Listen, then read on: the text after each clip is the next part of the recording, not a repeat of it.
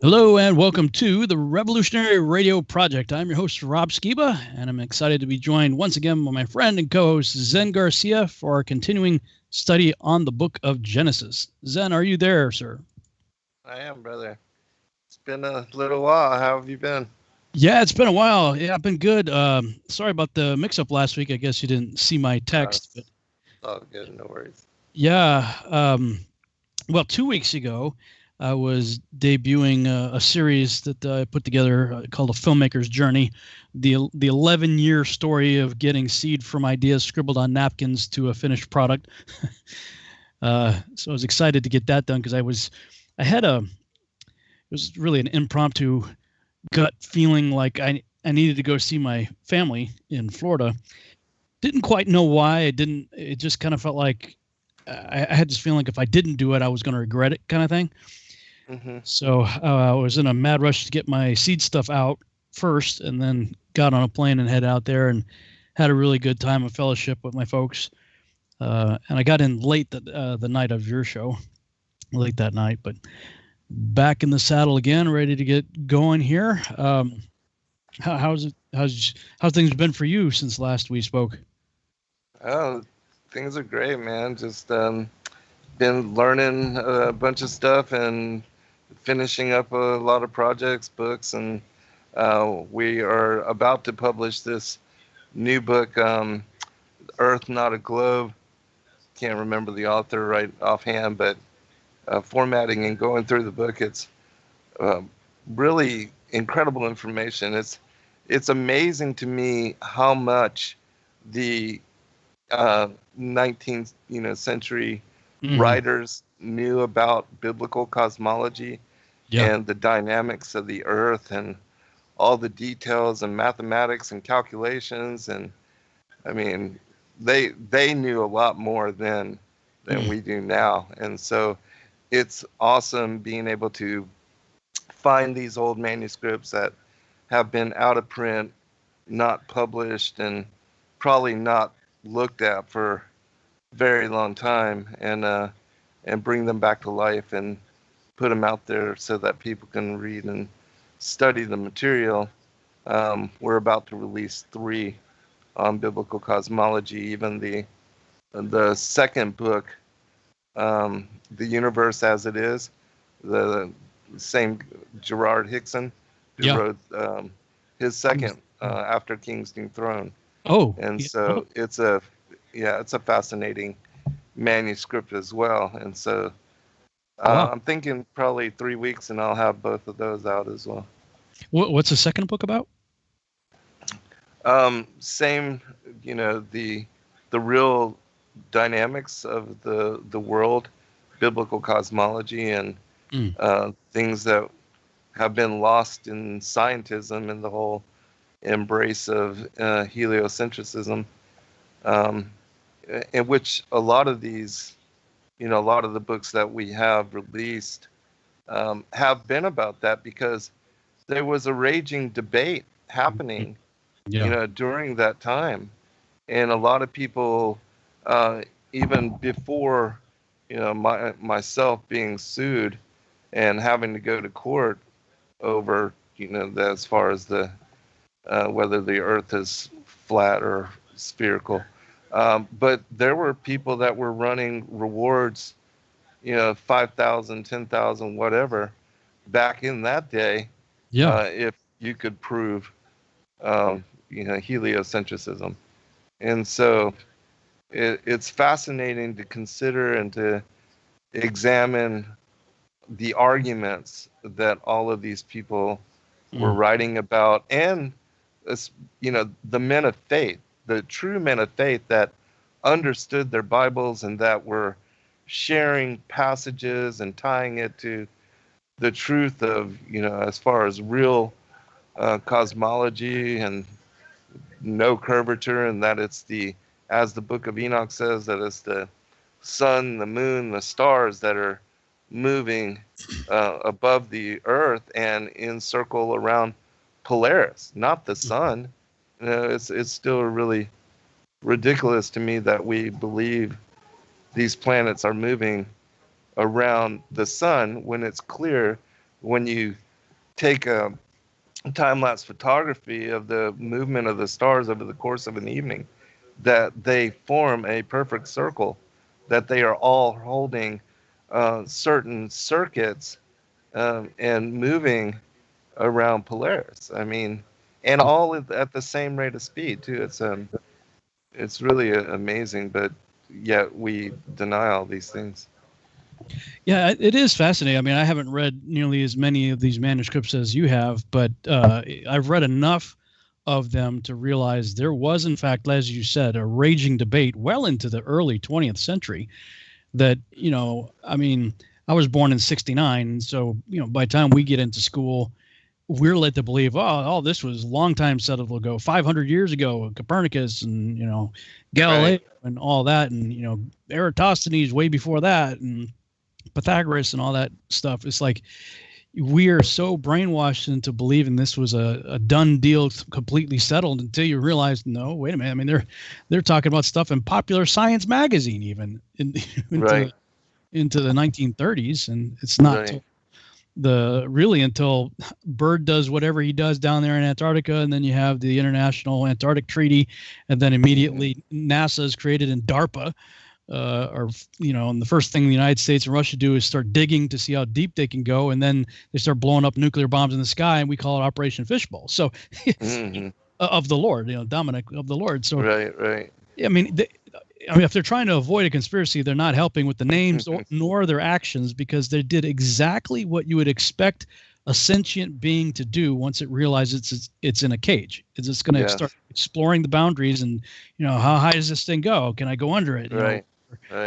And like all of the activity of the United States and Russia immediately after whatever happened with Operation Deep Freeze indicates they found something, and there was an international move to cover it up. And there's a show on it's on Apple TV, Apple Plus, I think, called For All Mankind. Have you heard of that? The premise of the show is, of course, it's standard, official story of everything, right? But imagine if the Russians beat us to the moon instead of us, allegedly going there first. And so what would have happened if the Russians beat us there? And, of course, history takes a radical turn as a result of that. And then by the time you get to the Reagan administration in the 80s, we've got a whole big moon base up there and, all kinds of stuff. And I said to Sheila last night, we're watching it. We're on season 2 now. And I'm like, if you watch enough of these shows, it really does brainwash you into believing, well, yeah, that's all possible. They did go to the moon, right? And then, as soon as I caught myself thinking that, I immediately flipped it and said, no, all this proves is how good people are at telling stories that can make them believable. So instead of the TV show convincing me that NASA's real, it rather convinced me, no, people are just very creative. And it showed them, because they have all kinds of crisis that, the astronauts have to deal with, like Apollo 13 type of scenarios, that in fact, there was one episode where it was like triple jeopardy. There was like 3 different characters that were all in some form of jeopardy, and it was real intense, stuff happening in space, and 2 different they're up to like Apollo 30 something missions, and there was a problem with, I think it was Apollo 24 had a malfunction, so they sent up Apollo 25 to help them to rescue this guy who's stranded on the moon, and his son back home died, and there's all this like multiple jeopardy situations. Wow. And they're showing all of the technicians trying to figure out, well, this is the problem, how do we solve it? And okay, we got something that could work. And then, and I'm like, well, all they're doing is showing you how creative people can write a creative story that can play out in such a way that everybody's going to believe it, and if you got $50 million a day to play with, you could put on one heck of a show. Exactly. Yeah. You could do it so well that even Joe Blow manning the council, he's the guy in mission control. Yeah, I mean, what was it? The head of NASA himself? What was his name? I can't think of his name now. One of the mission control guys. No, it wasn't von Braun. It was the guy that I think Ed Harris played his character in Apollo 13. I think it's Gene Kranz. it said that in one of his books, he said that the simulations were so real that no controller would know the difference between a real world scenario and a simulation. So, the argument, well, they'd all have to be in on it. No, they wouldn't. Only a handful of people would have to be in on it. Everybody else would be believing the narrative and acting accordingly. Right. With no need to be in on anything. Right. But they're just doing their jobs. Yeah, exactly. The other thing that, in season 1, several of the characters were stranded on the moon base. They had a small little moon base there, and things kept happening on the ground, and they kept having issues with their relief crew not being able to, get a rocket up to relieve them. So they're stuck there, and they're really getting on each other's nerves. Now they got a pretty decent size, base there. It's not huge, but it's not, a tiny little confined space either. And they could get out and walk around if they want to. And one of the guys, they take a lot of the real astronauts from the Mercury and Gemini and Apollo programs, and they just sort of extend the narrative with these characters. So you have like Gordo and Ed, all the different people that, Buzz Aldrin and stuff that we know from the Apollo program. It's sort of like, what if it continued and the Russians beat us and we got to the moon and set up a base? So a lot of these same characters are still there, and Gordo starts kind of losing it. And he goes out for these walks and stuff, and he comes back and he left the base unattended. And there's another Russian base nearby. So the commander got all upset with him for leaving the base, so he confined him to the base. And he just started losing his mind, And I'm like, okay, that's a perfect reason right there, what they're showing, because that's real life. That's the kind of thing that would happen. That proves even if we were to believe the official cosmological narrative, I do not, you do not, but if we did, the whole idea in the commercial break right before we went on the air that we're going to Mars is completely ridiculous. Right. It's it is so patently absurd to think that 3 people are going to cram into a Volkswagen for 8 months. 8 months.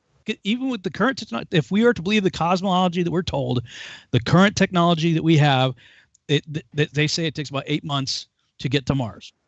So you can imagine 3 people crammed in a Volkswagen. They can't go outside for 8 months. And then when they get there, there's no food, water, or anything for them to do there. And then they're going to have to do whatever they're going to try to figure out, and then get back in the Volkswagen for another 8 months. Those people are going to go completely insane. Absolutely. There's no way that's ever going to happen. Right. Yeah, fully.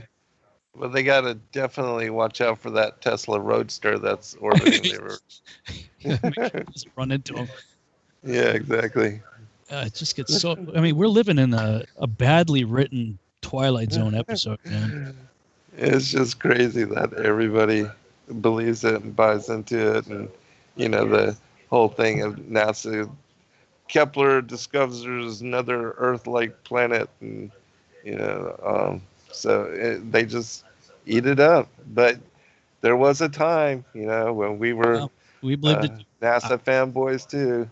Oh yeah, big time, and Nibiru and all of that stuff. Right, yeah, exactly. And I have to remember, I've got to have some grace in that regard, because, like the Skywatch crew and all the Prophecy and all those guys, they're still sucking on the blue pill in this regard. Yeah. And so, whatever NASA says, this is, the Wormwood prophecy, the Apophis is coming, the asteroid's coming, even though Werner von Braun said, hey, there's a whole bunch of things and they're all a lie. And, the last one before aliens is asteroid threats. And so, if you listen to what he told Dr. Carol Rawson, everything played exactly the way he said it to her back in the 70s. Exactly. And we're right on. Absolutely. Right now it's asteroids. And the next thing, and the last card, Carol, is aliens. And remember, all of it is a lie. Werner von said that. And we are so there.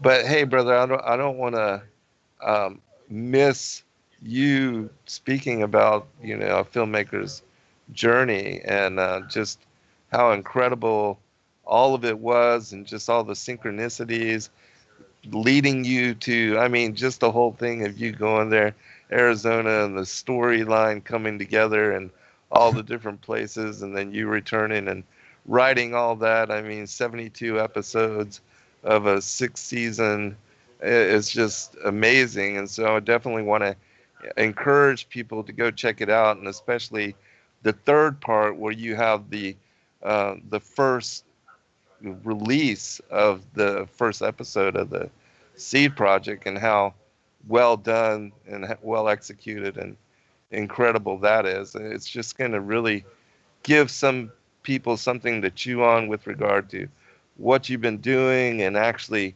see that it's, manifesting, and they can support you and get behind you, especially with, what we were talking about, like if you decide to do NFTs and with the comic book and the graphic novels and all that, man. It's really, the project is coming together incredibly. It's amazing. Yeah, thank you, man. So you got a chance to see all 3 of them? Yeah. Mm-hmm. Yeah, cool. Yeah, it was one of those things. I mean, it kept getting longer and longer and longer. I'm like, I'm just gonna split it up into multiple parts, and how else do you condense 11 years? And right.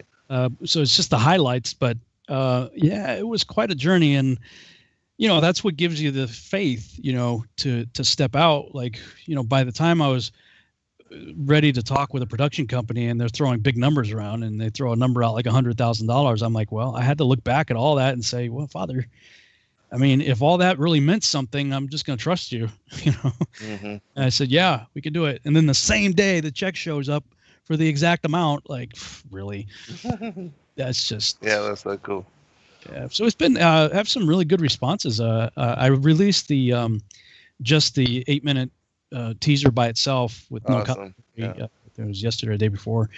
It's gotten very good feedback so far. So, and I've had several really cool phone calls just in the last couple of days, because people, seeing that stuff, and they're reaching out to me, other producers, and stuff like that. So, yeah, I'm encouraged. I'm definitely excited, and I have I recently bought the brand is Rococo.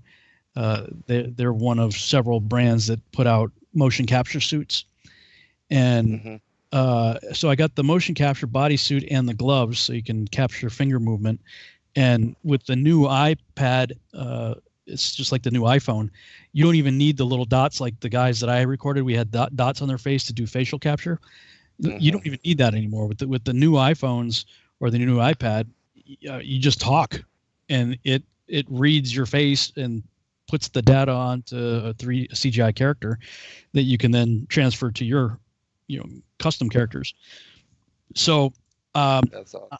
I'm at the next part of the story is, people who have seen the teaser, there's a Avenger crew goes down in the Solomon Islands. The only survivor of the crew is the pilot, Lieutenant Kane.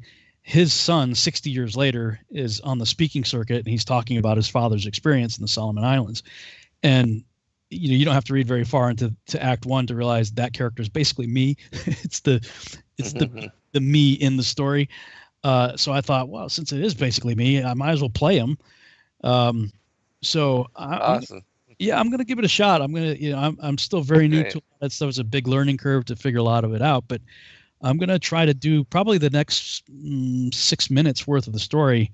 I'm going to see if I can do it myself, with the tools that I have. And, if the data from the motion capture suit is clean and it doesn't have too many glitches requiring, actual hand created animation, like doing it by hand, if the data translates well enough that it's pretty clean, I might be able to do it. I'm gonna give it a shot anyway. Well, you'll learn by doing, man. And if you can, that'll be just incredible, because then that opens up a world of possibilities. Yeah, big time. So we got about 6 minutes before we go to break. I was, it's been a while, so I had to go back and see where we left off. Right. And the last show we did was all the book of Joshua, and you finished up Joshua 39. I believe Joshua 40 will get us caught up in Genesis. It'll catch us up to where we are in Genesis if we read Joshua 40.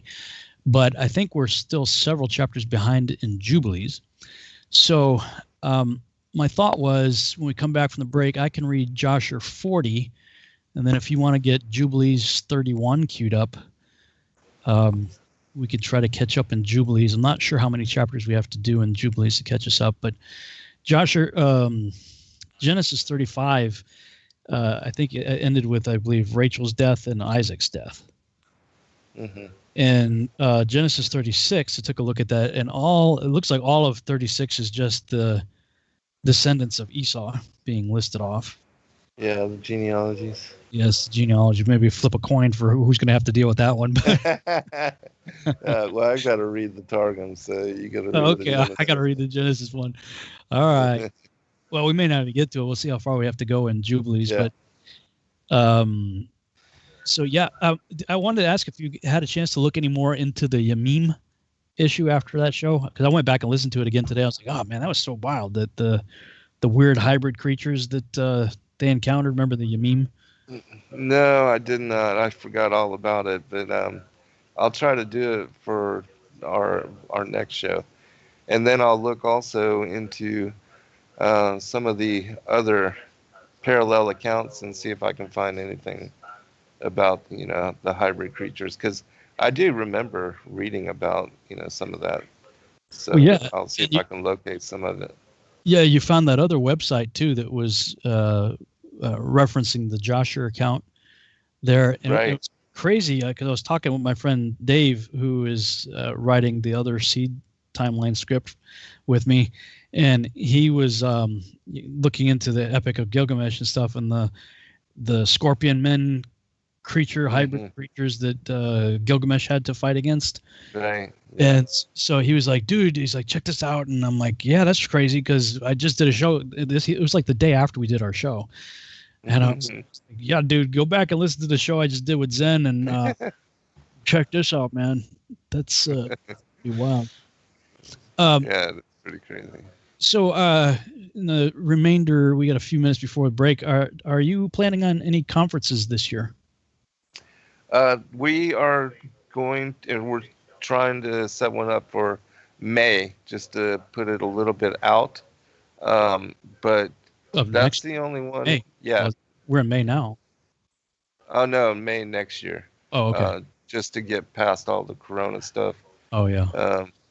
But, yeah, we are planning to do another one in May. But as far as anything before, no, I don't have anything scheduled.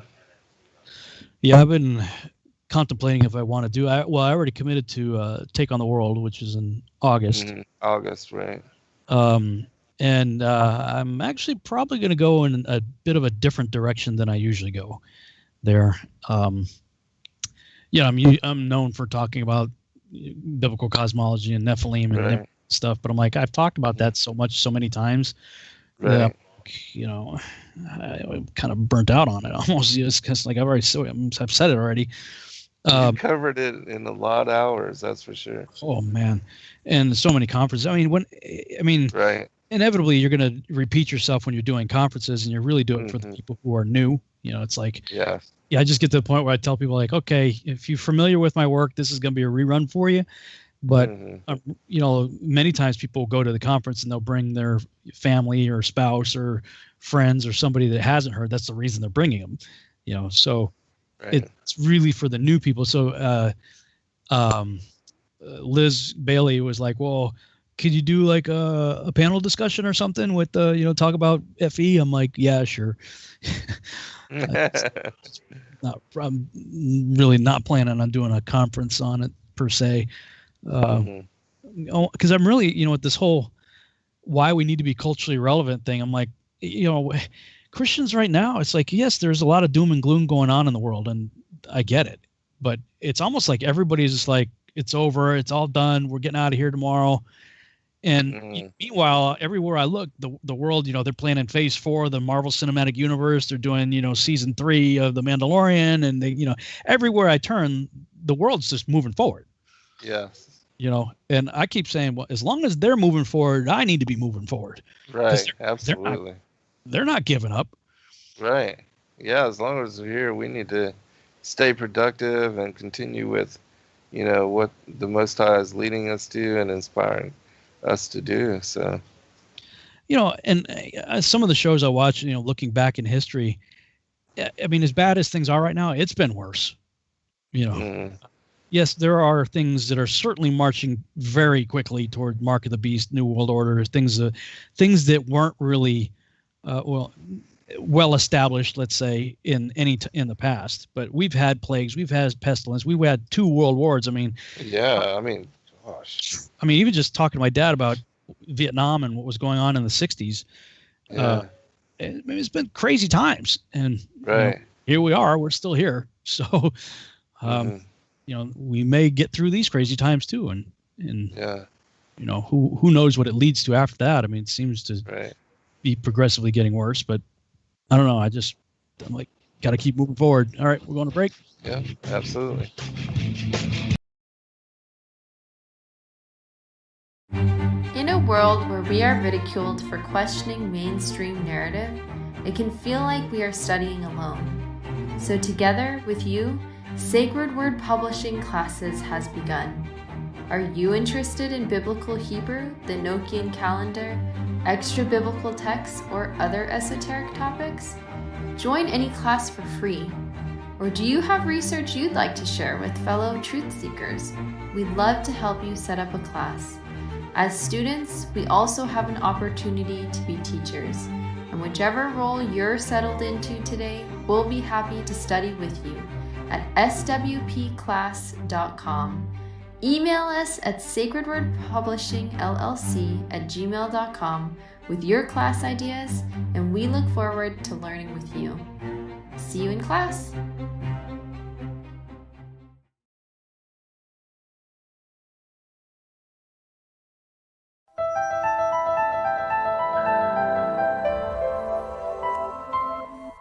As a bookstore for truth seekers, it's our goal to make ancient manuscripts which were once held captive by secretive institutions available for public consideration. In our generation, where wisdom has increased as Daniel the prophet foretold, we have access to many of the testimonies our early church brethren were persecuted for preserving.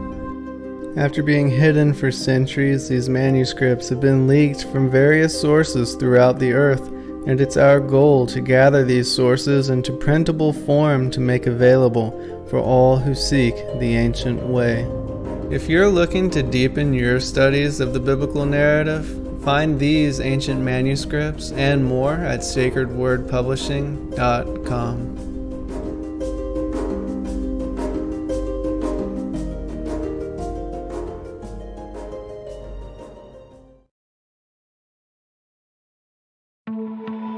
With commerce being monopolized by major corporations, we feel a responsibility to return to handmade goods and to support individuals in the community. Sacred Word Publishing wants to encourage truth seekers to support each other, and one of the best ways we can do that is through offering this centralized marketplace where everyone's homemade products can be easily accessed by our fellow members in the body of Christ. Would you be interested in offering your handcrafted items in our store? Email us at sacredwordpublishingllc@gmail.com.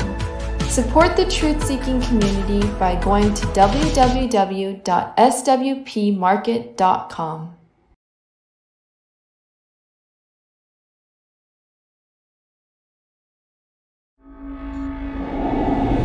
Many truth seekers are constantly studying alone.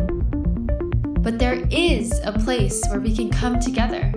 The Digital Readers Club is our online ecclesia meant for those who've forsaken churchianity, but still want the closeness of a family to study with. Join us every Saturday at 7 p.m. Eastern Time to put together the puzzle pieces of truth scattered throughout the ancient scriptures.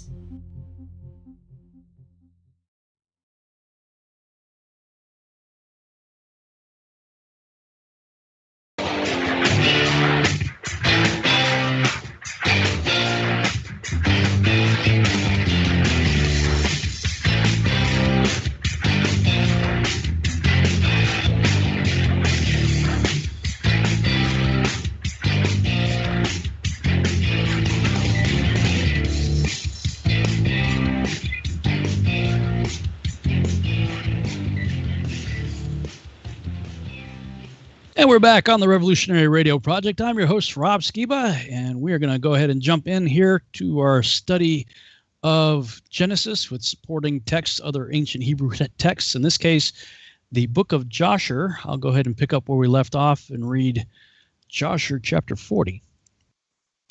And the sons of Jacob led away all the spoil of Gash and went out of the city by night.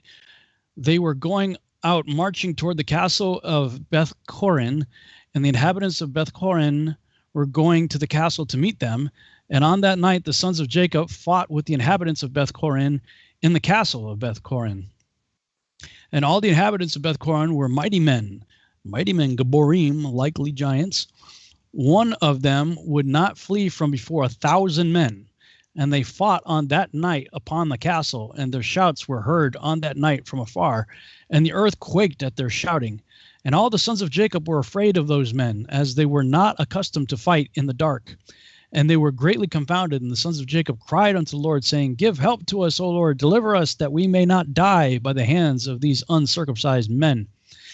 And the Lord hearkened to the voice of the sons of Jacob, and the Lord caused great terror and confusion to seize the people of Beth Corin. And they fought amongst themselves, the one with the other in the darkness of night, and smote each other in great numbers.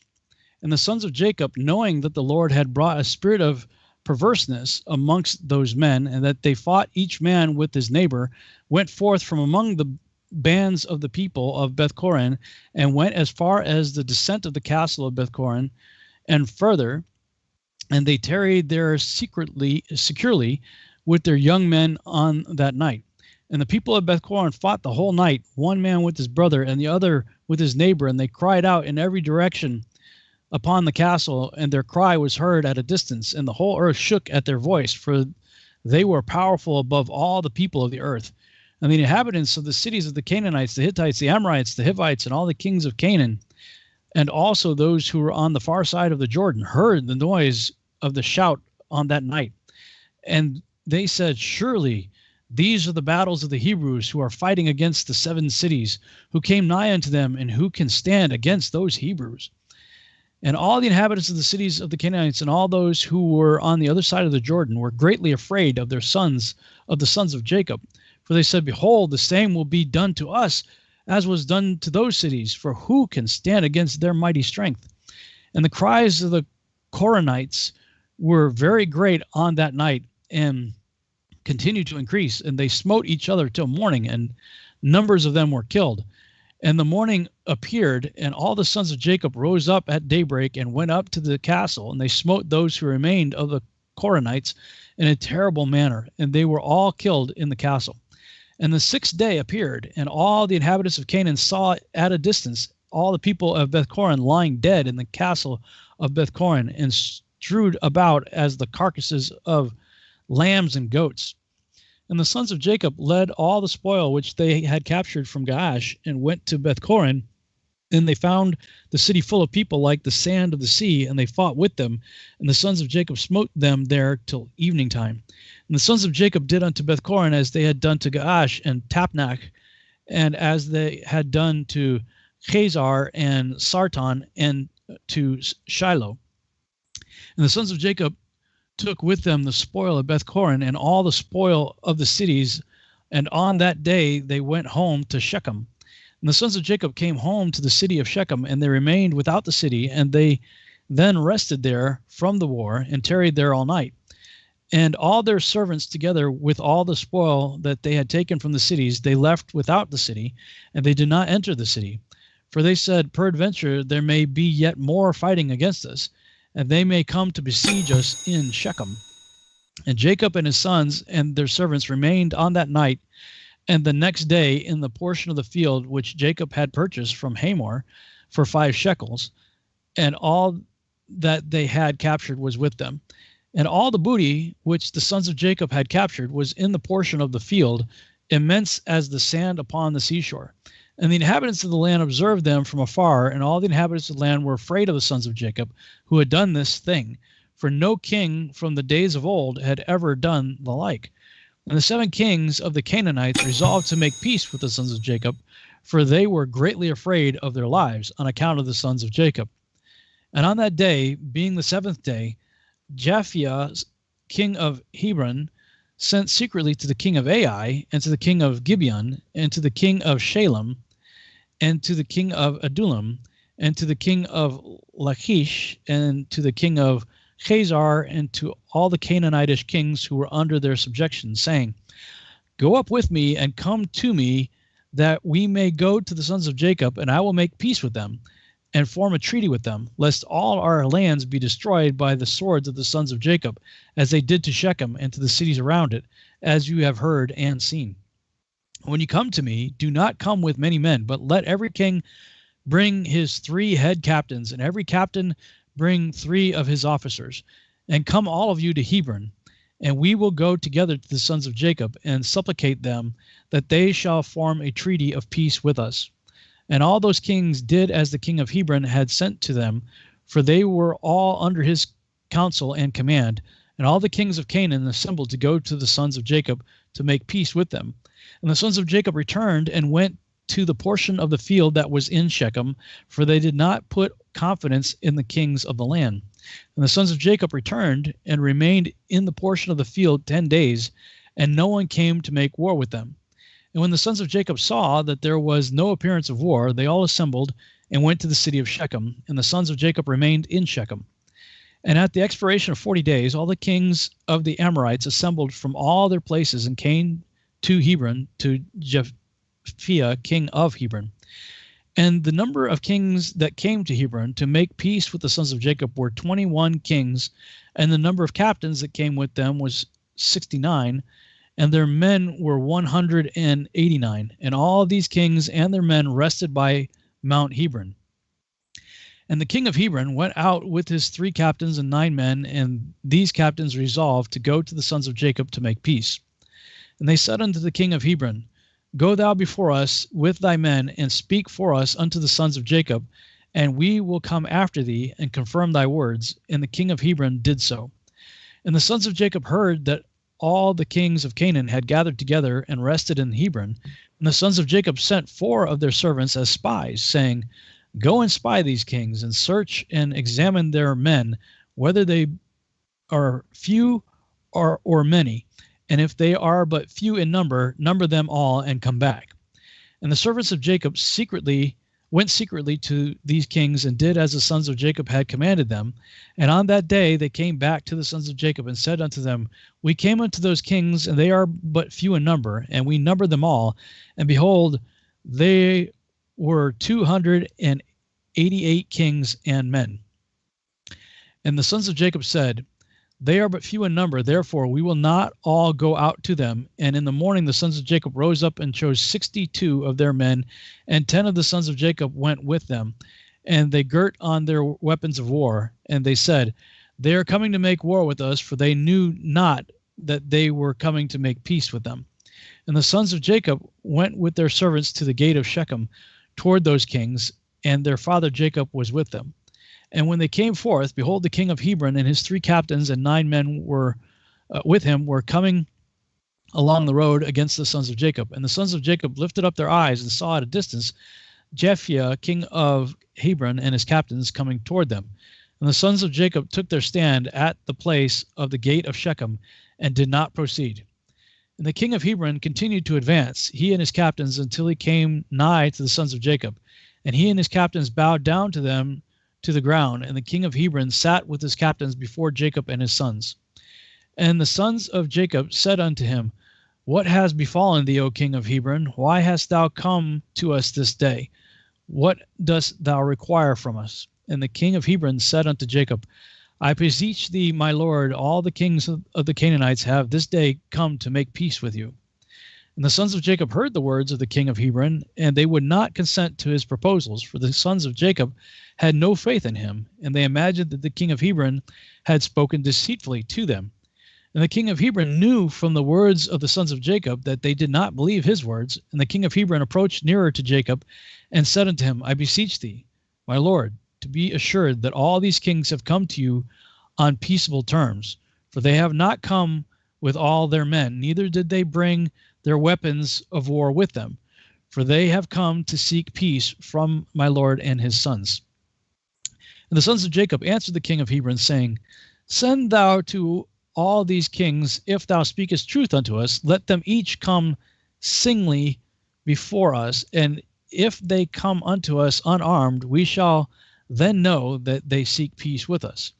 And Japhia, king of Hebron, sent one of his men to the kings, and they all came from the sons of Jacob, and bowed down to them to the ground, came before the sons of Jacob, and bowed down to them to the ground. And these kings sat before Jacob and his sons, and they spoke unto them, saying, We have heard all that you did unto the kings of the Amorites with your sword and exceedingly mighty arm, so that no man can stand up before you. And we were afraid of you for the sake of our lives, lest it should befall us as it did to them.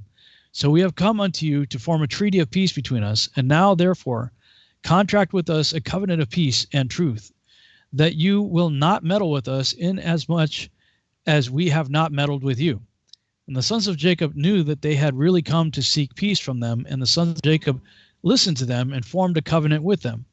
And the sons of Jacob swore unto them that they would not meddle with them, and all the kings of the Canaanites swore also to them. And the sons of Jacob made them tributary from that day forward. And after this, all the captains of these kings came with their men before Jacob, with presents in their hands for Jacob and his sons, and they bowed down to him to the ground. And these kings then urged the sons of Jacob and begged of them to return all the spoil they had captured from the 7 cities of the Amorites. And the sons of Jacob did so. And they returned all that they had captured, the women, the little ones, the cattle, and all the spoil which they had taken. And they sent them off, and they went away each to his city. And all these kings again bowed down to the sons of Jacob, and they sent or brought them many gifts in those days. And the sons of Jacob sent off these kings and their men, and they went peaceably away from them to their cities. And the sons of Jacob also returned to their home to Shechem. And there was peace from that day forward between the sons of Jacob and the kings of the Canaanites, until the children of Israel came to inherit the land of Canaan. It's pretty crazy.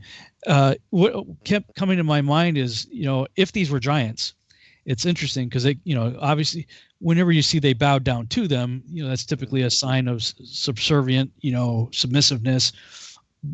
But it could be that they had to bow down to them because they were giants. But it kept saying that they were sitting before them. And I'm thinking, well, if they're, let's say, 12 footers, sitting down would put them eye to eye. Right, on level, yeah. Yeah, sort of like the photos of the Egyptian or the Sumerian kings. Yeah, exactly. That was what I was thinking. There. Right. All right, so you said Jubilees 31? Yeah. Let me look at chapter 41. Dwelt in Shechem, buried Jacob and his sons buried. Okay, this is Leah, the wife of Jacob, dying. Yeah, so I think this is past where we are in Genesis. So I think I'll hold off on 41. So yeah, in Jubilees, I think we left off in 30. If you want to start with 31. Okay, yeah, I've got that's where I have us stopping. So share. Okay. Jubilees chapter 31. And on the new moon of the month, Jacob spake to all the people of his house, saying, Purify yourselves and change your garments, and let us arise and go up to Bethel, where I vowed a vow to him on the day when I fled from the face of Esau my brother, because he has been with me, and brought me into this land in peace. And put ye away the strange gods that are among you. And they gave up the strange gods and that which was in their ears, and which was on their necks, and the idols which Rachel stole from Laban, her father, she gave wholly to Jacob. And he burnt and brake them to pieces and destroyed them, and hid them under an oak which is in the land of Shechem. And he went up on the new moon of the 7th month to Bethel, and he built an altar at the place where he had slept, and he set up a pillar there. And he sent word to his father Isaac to come to him, to his sacrifice, and to his mother Rebekah. And Isaac said, Let my son Jacob come, and let me see him before I die. And Jacob went to his father Isaac and to his mother Rebekah to the house of his father Abraham. And he took 2 of his sons with him, Levi and Judah. And he came to his father Isaac and to his mother Rebekah. And Rebekah came forth from the tower to the front of it, to kiss Jacob and embrace him, for her spirit had revived when she heard, Behold, Jacob thy son has come. And she kissed him, and she saw his 2 sons. And she recognized them and said unto him, Are these thy sons, my son? And she embraced them and kissed them, and blessed them, saying, In you shall the seed of Abraham become illustrious, and ye shall prove a blessing on the earth. And Jacob went in to Isaac his father to the chamber where he lay, and his 2 sons were with him, and he took the hand of his father, and stooping down he kissed him. And Isaac clung to the neck of Jacob his son, and wept upon his neck. And the darkness left the eyes of Isaac, and he saw the 2 sons of Jacob, Levi and Judah. And he said, Are these thy sons, my son? For they are like thee. And he said unto him that they were truly his sons, and thou hast truly seen that they are truly my sons. And they came near to him, and he turned and kissed them and embraced them both together. And the spirit of prophecy came down into his mouth. And he took Levi by his right hand and Judah by his left. He turned to Levi first and began to bless him first, and said unto him, May the God of all, the very Lord of all the ages, bless thee and thy children throughout all the ages. And may the Lord give to thee and to thy seed greatness and great glory, and cause thee and thy seed from among all flesh to approach him to serve in his sanctuary, as the angels of the presence and as the holy ones. Even as they shall the seed of thy sons be for glory and greatness and holiness, and may he make them great unto all the ages. And they shall be judges and princes and chiefs of all the seed of the sons of Jacob. They shall speak the word of the Lord in righteousness, and they shall judge all his judgments in righteousness. And they shall declare my ways to Jacob and my paths to Israel. The blessing of the Lord shall be given in their mouths to bless all the seed of the beloved. Thy mother has called thy name Levi, and justly has she called thy name. Thou shalt be joined to the Lord, and be the companion of all the sons of Jacob. Let his table be thine, and do thou and thy sons eat thereof. And may thy table be full unto all generations, and thy food fail not unto all the ages. And let all who hate thee fall down before thee, and let all thy adversaries be rooted out and perish. And blessed be he that blesses thee, and cursed be every nation that curses thee. And to Judah he said, May the Lord give thee strength and power to tread down all that hate thee. A prince shalt thou be, thou and one of thy sons, over the sons of Jacob. May thy name and the name of thy sons go forth and traverse every land and region. Then shall the Gentiles fear before thy face, and all the nations shall quake, and all the people shall quake. In thee shall be the help of Jacob, and in thee be found the salvation of Israel. And when thou sittest on the throne of honor of thy righteousness, there shall be great peace for all the seed of the sons of the beloved. Blessed be he that blesseth thee, and all that hate thee and afflict thee and curse thee shall be rooted out and destroyed from the earth and be accursed. And turning, he kissed him again and embraced him and rejoiced greatly, for he had seen the sons of Jacob, his son, in very truth. And he went forth from between his feet and fell down and bowed to him and he blessed them and rested there with Isaac, his father, that night. They ate and drank with joy, and he made the two sons of Jacob sleep, the one on his right hand, the other on his left, and it was counted to him for righteousness. And Jacob told his father everything during the night, how the Lord had shown him great mercy, and how he had prospered him in all his ways, and protected him from all evil. And Isaac blessed the God of his father, Abraham, who had not withdrawn his mercy and his righteousness from the sons of his servant Isaac. And in the morning Jacob told his father Isaac the vow which he had vowed to the Lord, and the vision which he had seen, and that he had built an altar, and that everything was ready for the sacrifice to be made before the Lord as he has vowed, and that he had come to set him on an ass. And Isaac said unto Jacob his son, I am not able to go with thee, for I am old, and not able to bear the way. Go, my son, in peace, for I am 165 years this day. I am no longer able to journey. Set thy mother on an ass, and let her go with thee. And I know, my son, that thou hast come on my account. And may this day be blessed on which thou hast seen me alive. And I also have seen thee, my son. Mayest thou prosper and fulfill the vow which thou hast vowed. And put not off thy vow, for thou shalt be called to account as touching the vow. Now, therefore, make haste to perform it. And may he be pleased who has made all things, to whom thou hast vowed the vow. And he said to Rebekah, Go with Jacob thy son. And Rebekah went with Jacob her son, and Deborah with her.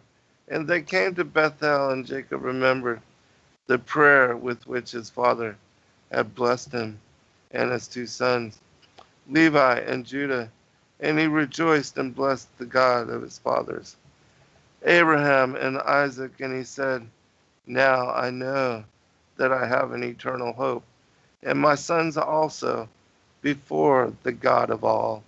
And thus it is ordained concerning the two, and they record it as an eternal testimony unto them on the heavenly tablets, how Isaac blessed them.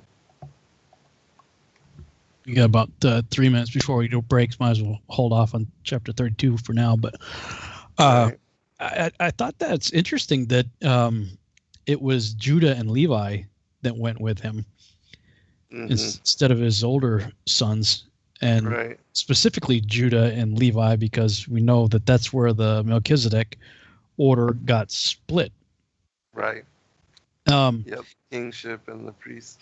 I don't remember if it was something you were reading or if it was something in Joshua that point blank said that. You remember? It's been a couple of weeks now. Yeah, I do.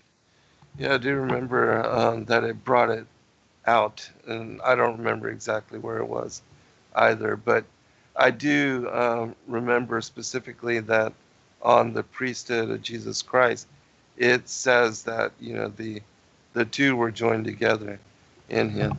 I'll see if I can actually find that over the break.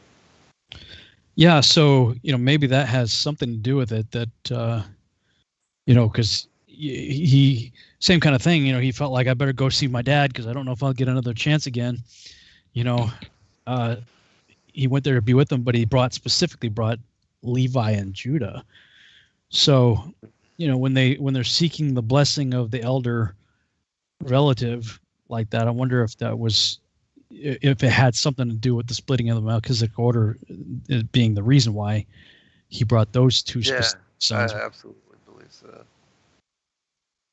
Because they also knew that, like in the Testament of the 12 Patriarchs, they're reading about those blessings and about how Levi would be the priesthood and Judah the kingship, because it was written in the book of Enoch.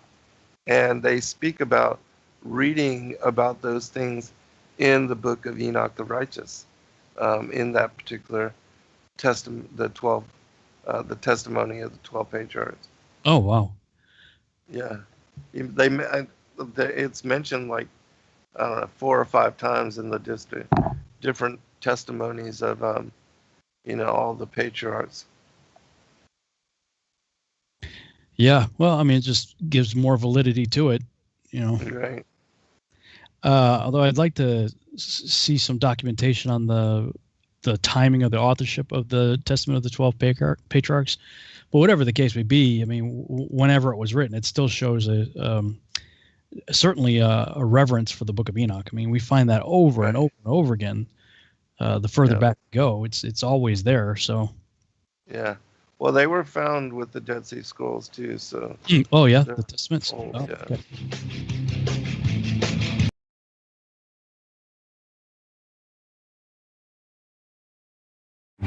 In a world where we are ridiculed for questioning mainstream narrative, it can feel like we are studying alone. So together with you, Sacred Word Publishing classes has begun.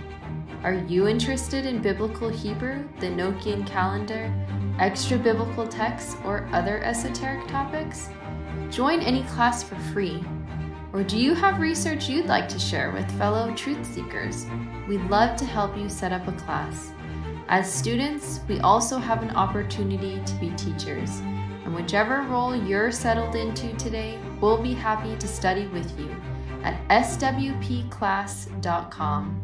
Email us at sacredwordpublishingllc@gmail.com with your class ideas, and we look forward to learning with you. See you in class!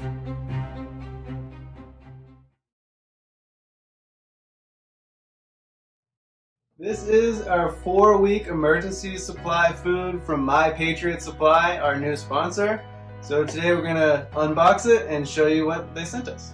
We're facing an uncertain future, my family. The next few weeks will set the tone for the next 4 years. Do you really want to be caught unprepared if things suddenly take a turn for the worst? Well, you don't have to. You can start preparing today so you have enough emergency food, water, and other essentials on hand at all times, no matter what happens. It's best to have at least a 1-month supply of food and water for everyone in your household. You want long-term storage food that lasts up to 25 years, so it's ready whenever you need it. That's why we personally recommend My Patriot Supply. They're the go-to leaders for emergency preparedness, and they're the best source my family uses and trusts for our preparedness plan, and you should too. Right now, save $100 off a full 4-week supply of nutritious meals that supply 2,000 calories a day, delivered discreetly to your home. Saving $100 isn't possible to pass up, especially now. So go to preparewithzengarcia.com and get ready now. That's preparewithzengarcia.com. There's no time to lose.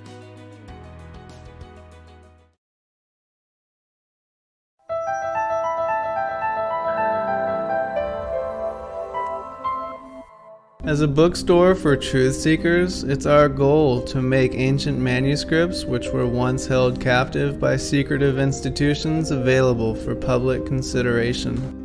In our generation, where wisdom has increased as Daniel the prophet foretold, we have access to many of the testimonies our early church brethren were persecuted for preserving. After being hidden for centuries, these manuscripts have been leaked from various sources throughout the earth, and it's our goal to gather these sources into printable form to make available for all who seek the ancient way. If you're looking to deepen your studies of the biblical narrative, find these ancient manuscripts and more at sacredwordpublishing.com.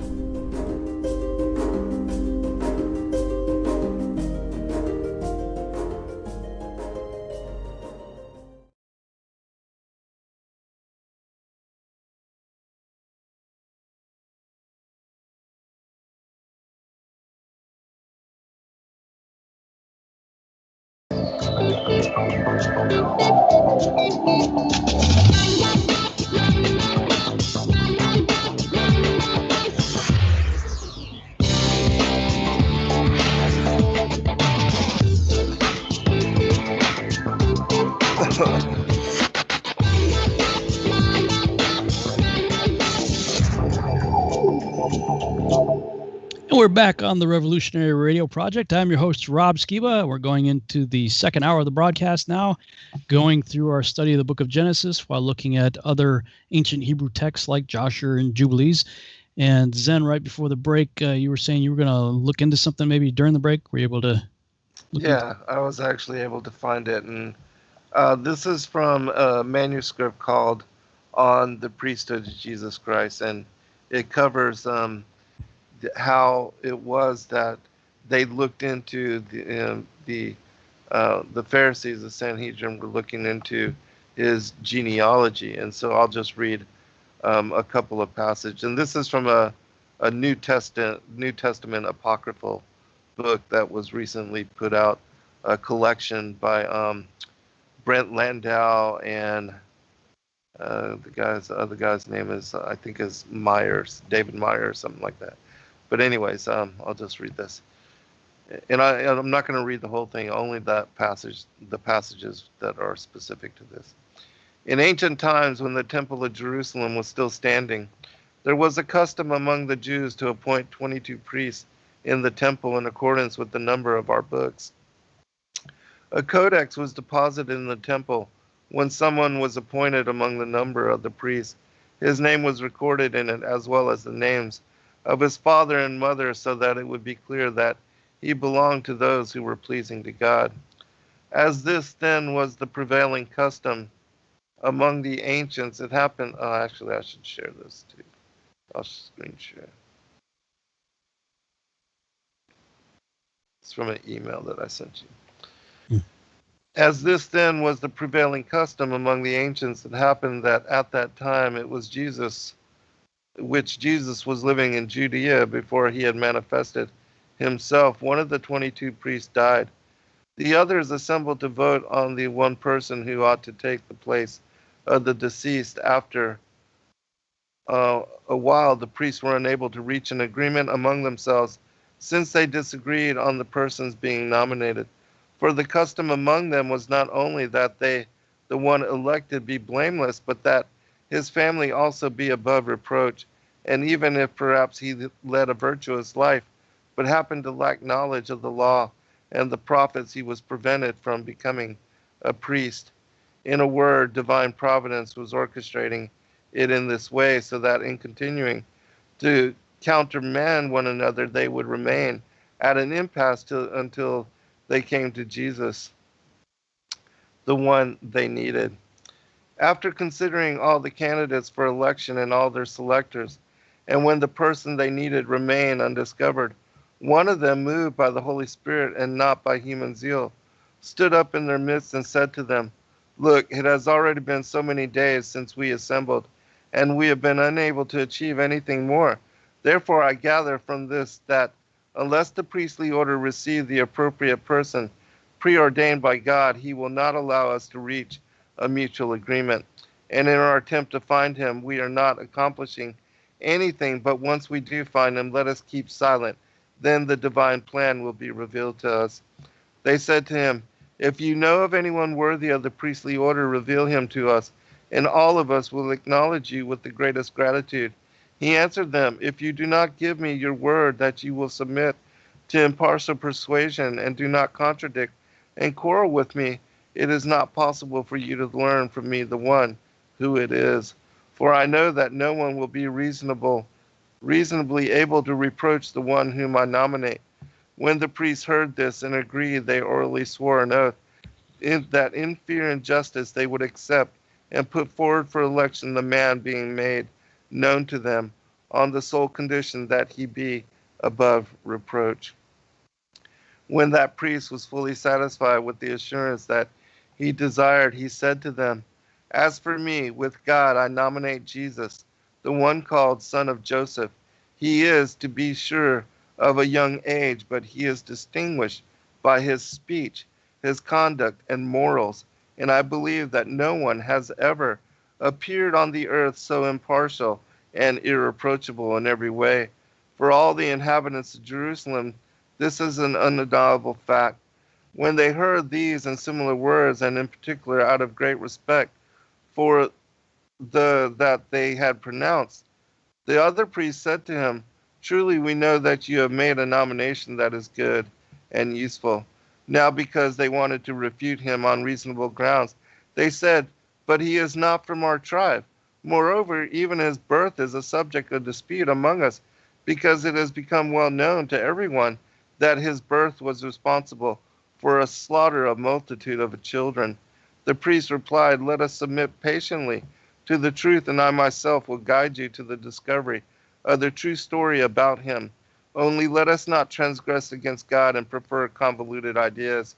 I know for a fact that if you investigate with the aid of God and with circumspection, we can know for a fact that if discover the truth. They responded to him, as for you yourself, based on your belief, assure us with total certainty on the subject of his childhood and of his tribe, and you will have us in complete agreement with you. He then said, conduct an investigation, and you will see that during the time of Aaron, the priest, there was a mixing between Aaron and Judah, that is to say, from David, and that for this reason I marvel at the life of Jesus. After having examined the facts for myself, I have discovered that Mary as well, by her genealogy, descends from both tribes. In carrying out my investigation, I discovered another secret, and I am delighted that you also will conduct investigation, and that after having made the discovery, you will further confirm me, or else if you do not make this finding, you will set me straight. Emboldened at the thought of invalidating the nominee, consider how thoroughly they began to inquire into his family, and driven by a divine force, they discovered that Mary, in her lineage, was part of the two tribes at the same time. Thereupon, spurred by their oath, and out of deference for the priest was pressing them on, they ceased investigating the subject of the contested birth. In fact, all of them jointly decided to lead Mary into the interior of the temple, and in the presence of the law to give to her a guarantee by oath that she would not suffer anything, in order that without any fear of hesitation and without incurring any danger, she would explain to them the origin of her conception and birth to Jesus. I'm going to stop there because it goes into the whole theme of how they discovered that she was a virgin, and also that he truly was the Son of God. And they, after writing this and confessing this, they wrote Jesus down in this codex as the last recorded priest that was ordained by this order. And it was, there shortly after that, the temple was destroyed. And so he was the last priest ordained by this sacred order, and his bloodline and his lineage was confirmed, and that Mary was a virgin was also confirmed, and that he truly was supernatural, immaculately conceived, and truly the Son of God. And if you go into all of this, read the whole story, it's truly fascinating. Yeah, this is fascinating. What is the name of this text? It's on the Priesthood of Jesus Christ. I sent it to you. It's in your email. I Cool. sent it to you a long time ago. Yeah, I think I remember seeing that. Yeah. Yeah, wow. That's so how old is this document? I mean, does it date back to the 1st century? It dates back to Theodosius, after the destruction of the temple. Yeah, because the codex was actually, he told this story to this Christian who had tried to convict him and to convert him, and he told him that he was a Jew, and that he knew without a doubt that Jesus was the Son of God, but they kept all this secret, and that he wasn't going to convert to Christianity because of all the privileges that his status and everything gave him. And so he records all this in this document, but then he goes into the story of Jesus and his bloodline, his lineage, how they discovered that Mary was a perpetual virgin, how he truly was the Son of God, and that his name was inscribed upon this codex, and that it had been verified and confirmed by all the Pharisees and the Sanhedrin, and it's an amazing text. For people that want to read it for themselves, we published the whole manuscript in its entirety in the book that my son released, The Word of the Lord, a comparative analysis of the hidden memra, which is about, all the times the Word of the Lord is removed from the English King James version of the manuscripts. And it's a comparative analysis in that it gives you the Septuagint, all the verses where the Word of the Lord has been removed from the English, and also the Greek, the Septuagint. And it shows you in the Aramaic Targum how in the original, all these, 217 times there's, in the first 5 books of the Pentateuch, there's allusion, and the passages, the scriptures allude to the Word of the Lord and speak about Christ in his embodiment. John chapter 1, in the beginning was the Word, and the Word was God, and with God. All of that is found in the Pentateuch, but it's been removed. And so in that book, in the introduction, I wrote the introduction for that book, and then I speak about this manuscript because, again, it confirms, that truly the Melchizedek priesthood and also the kingship, that Yahushua was priest, prophet, and king, and that his bloodline through Mary was confirmed as such. That's awesome. While you were talking, I did a quick search of my email and found it. You sent it to me back in November of 2019. So it's been that was when I first discovered it, and then we released it in that book. Wow, I'm just kind of skimming through it as you were talking, and that's pretty wild. I mean, I've been having these discussions with Juan Carlos, who's one of the co-hosts on our virtual house church that we do on Saturdays. And because he's been real big on that, Mary being cousin to Elizabeth, and that John the Baptist was the true high priest after his father was murdered. Right. Which is why, the Holy of Holies. And frankly, without that understanding of John the Baptist as a legitimate high priest, his story makes no sense at all in the New Testament. Who is this? Right. The way he's depicted, like this bug-eating freak out in the wilderness. Yeah. Why are people going to this guy? And why does he have, such zeal and perceived authority to be challenging the king and everything that he was doing? It really doesn't make any sense unless you understand him as the legitimate high priest that was usurped. Right. Yes. But then, that being the case, him being the legitimate high priest, the high priest has to be of the line of Aaron. So Mary being cousin to Elizabeth means that she has to have a genetic tie also to Aaron or Levi. So, we know that Yeshua is of the tribe of Judah, which, since he doesn't have an earthly father, both lineages have to converge in Mary.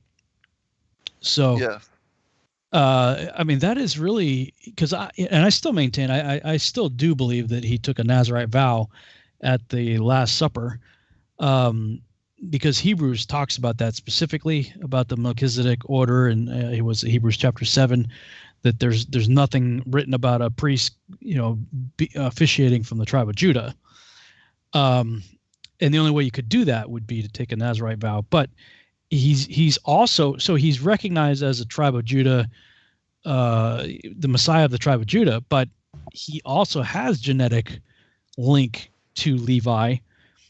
So I just think I don't think it's an either or. I think it's a both and. I think it is. Absolutely. It's an all of the above kind of thing. Which is fascinating. Something else that caught my attention that you were talking about there, about his birth being responsible for a great slaughter of the babies. Right. Yeah. I never really thought about that. That that was a big deal. That was huge. Because the Magi came into town and the king felt threatened by it. So he's like, well, kill all the babies, right? So I never thought about it being, from the perspective of everybody else that had children at the time, being like, eventually word would have got around that the reason their baby was killed was because of this baby that the Magi were looking for. And it wouldn't take a whole lot to figure out who that was.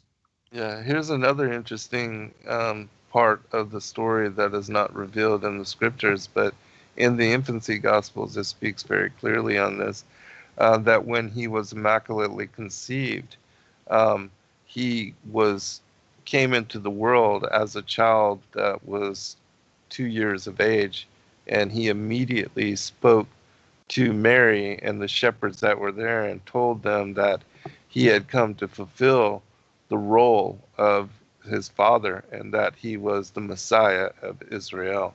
And so he was like a 2-year-old child.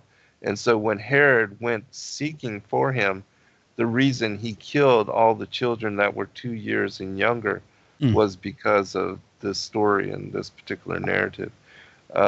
If you're interested, I'll read the last portion because I skimmed down to we got about 10 minutes where this codex is actually confirmed. This is the portion: the virgin birth is revealed and proven. The Virgin Mary, while taking heart, hesitated, tilted her head, and her eyes filled with tears, and said to them, I have given birth to Jesus, this I know, just as you yourselves already acknowledge. But I do not know a man. As natural proof of this, I offer the seal of my virginity. Upon hearing this, and at a loss and in a state of confusion, they were reduced to utter paralysis. Then, after recovering themselves, they said to her, It is not possible for us, nor is it without risk, to register in the divine codex the child born from you in violation of accepted practice, unless you reveal his father as well, so that we might persuade you by our action here. The codex is set before you as proof. Examine it, and you will see how, based on ancient custom, each priest reports his patronymic and true lineage from Levi. So do not hinder us and your son as well, regarding the question under consideration, and what by mutual agreement we have resolved to do about him. Holding fast once more to her words, she said, As I have said, I do not know a man. Do what you deem right. Then, after deliberating among themselves at length, they fetched midwives, and after conducted every test and careful examination, they found that she truly was a virgin. And as they were no longer able to resist her on the grounds that she was not the mother of Jesus because of the oath they swore to the law and their promise, they interrogated the neighbors and the family secretly, believing that they would find some outsiders to discredit her maternity. But quite the opposite, they found everyone of one accord in confirming that not only did Mary give birth to Jesus at that time, but that the infant appeared fully formed, as it were 2 years of age. All those who saw the newborn child thus were beside themselves, saying, This infant was born for the salvation of Israel. Then, defeated on all sides and in a real dilemma, they then became, by necessity, even more cautious. And they brought Mary and said to her, See, we have conducted every test and discovered things just as you said. But because it is necessary for us to register him, after hearing from your living voice, we adjure you by the Almighty God to tell us truthfully who is the father of your son Jesus, whom we are required to register in the codex set before your eyes. And she, filled by the Holy Spirit, answered them in the words of God, I say that it is none other than the God whom, in a prophetic way, you have just invoked under oath. And thereupon she began to explain to them the vision of Gabriel and the assurance that Joseph received from the angel and her own response to the angel.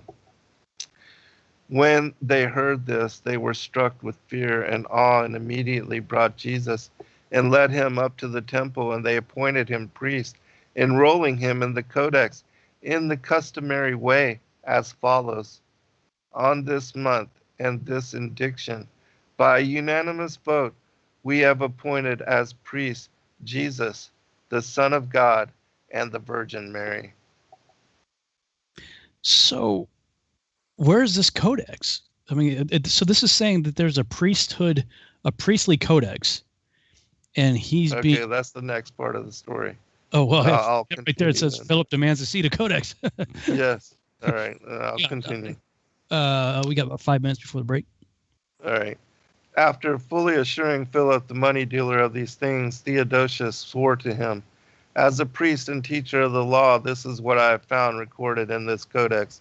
And I have found something else, even greater, with the power to compel belief that the Son of Mary is himself the Christ, who also sealed the prophecy of the patriarch Jacob. For since that time, no one else has come forward after Jesus and been enrolled in the codex as priest. It is thus clear that he was the one who was reserved as Savior of the world, at which time kings and priests have ceased in Israel."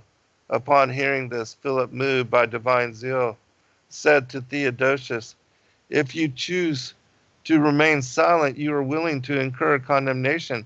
But for my part, I am immediately referring what you have said to the faithful emperor, and he will send for the box be brought where the codex is kept, and he will reveal it for the reproof of the unbelieving Jews." But Theodosius said to him, "You fail to understand that the judgment you inflict is rather on your own soul, since you will be unable to attain the desired object. For if this only becomes known to the Jews, they will incite a great war and much bloodshed will occur. When they see themselves overpowered, they will set fire to the place where the codex is kept, rather consent to surrender their secret chest. And he will find himself at odds with God, depriving both sides of the codex.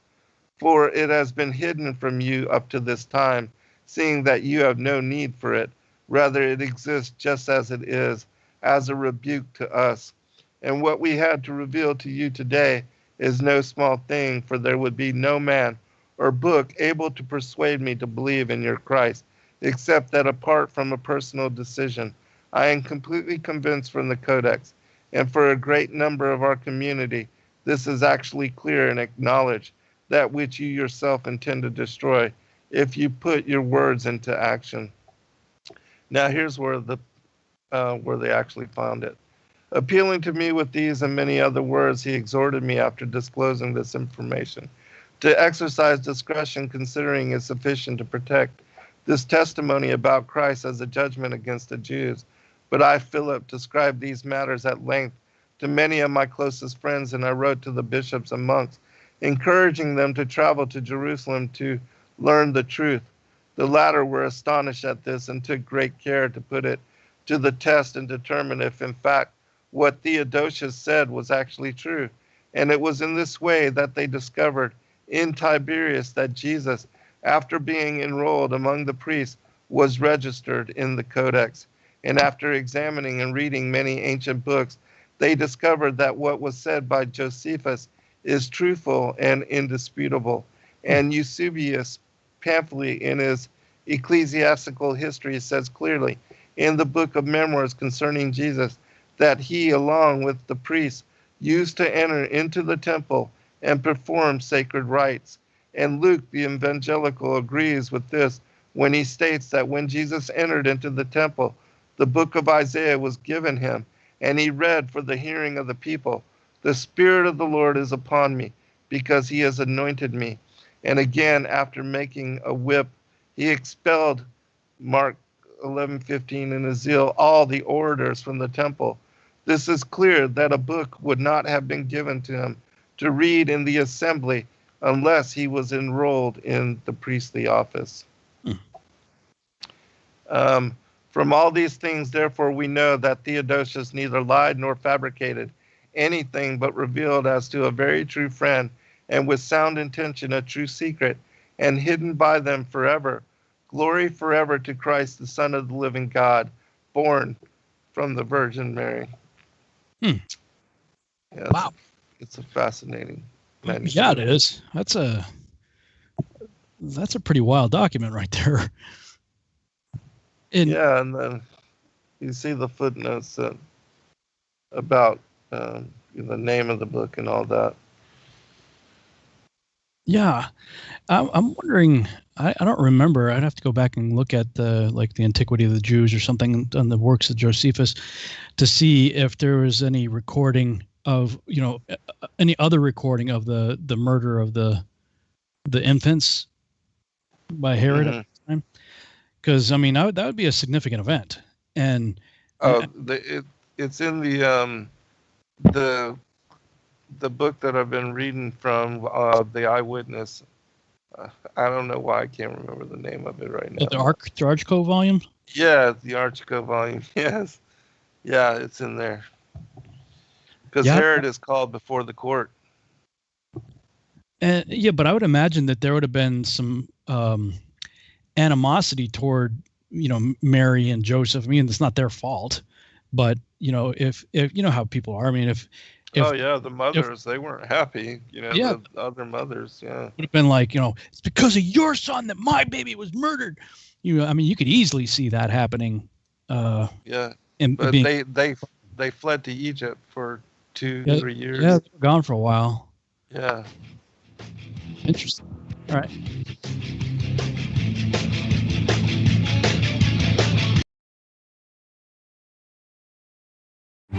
In a world where we are ridiculed for questioning mainstream narrative, it can feel like we are studying alone. So together with you, Sacred Word Publishing classes has begun.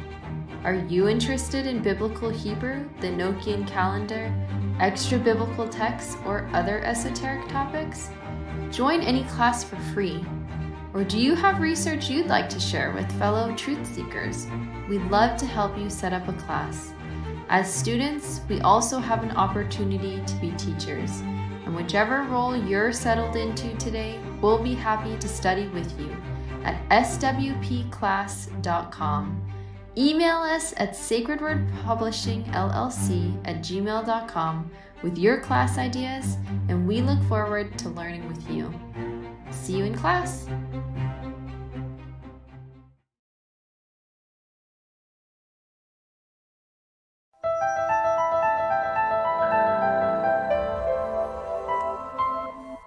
As a bookstore for truth seekers, it's our goal to make ancient manuscripts which were once held captive by secretive institutions available for public consideration. In our generation, where wisdom has increased as Daniel the prophet foretold, we have access to many of the testimonies our early church brethren were persecuted for preserving. After being hidden for centuries, these manuscripts have been leaked from various sources throughout the earth, and it's our goal to gather these sources into printable form to make available for all who seek the ancient way. If you're looking to deepen your studies of the biblical narrative, find these ancient manuscripts and more at sacredwordpublishing.com.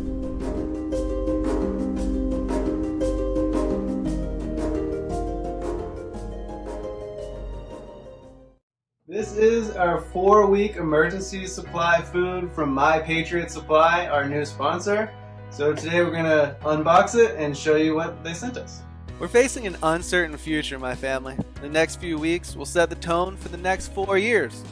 Do you really want to be caught unprepared if things suddenly take a turn for the worst? Well, you don't have to. You can start preparing today so you have enough emergency food, water, and other essentials on hand at all times, no matter what happens. It's best to have at least a 1-month supply of food and water for everyone in your household. You want long-term storage food that lasts up to 25 years, so it's ready whenever you need it. That's why we personally recommend My Patriot Supply. They're the go-to leaders for emergency preparedness, and they're the best source my family uses and trusts for our preparedness plan, and you should too. Right now, save $100 off a full 4-week supply of nutritious meals that supply 2,000 calories a day, delivered discreetly to your home. Saving $100 isn't possible to pass up, especially now. So go to preparewithzengarcia.com and get ready now. That's preparewithzengarcia.com. There's no time to lose.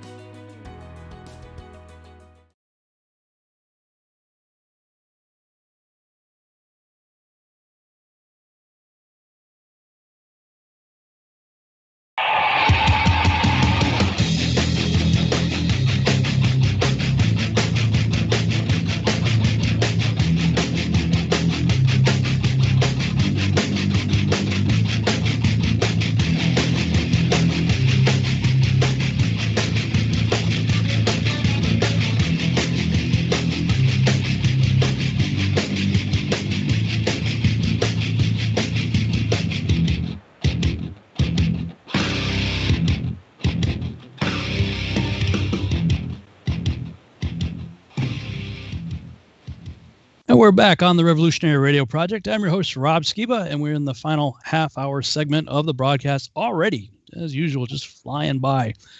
Cool stuff, man, in that previous segment. Do you have any more that you wanted to share, or are you going to go back into Jubilees? Yep, no, I'm ready to do Jubilees. Okay. That was it fit perfect right there. It was real good. Since we were talking about that, yeah. Well, yeah, so, in the Jubilees, we're talking about how Jacob brought Levi and Judah to his father for a blessing and all that. That's a really cool story. I hadn't heard that anywhere else before, and I don't remember Joshua covering it. Yeah, no. And, again, it was the perfect segue into that whole document and how it was reunited in Christ, and his being the last recorded priest initiated and actually written upon that codex, and everything being restored in him because he is priest, prophet, and king. I had often wondered why. Okay, if he needed to die, why did it have to be crucifixion? Why did it have to be an agonizing 6-hour death? Why couldn't it just be, I get the prophecies, not a bone broken and whatnot, but I mean, somebody could have slit his throat, or there could have been any number of other ways to kill a person.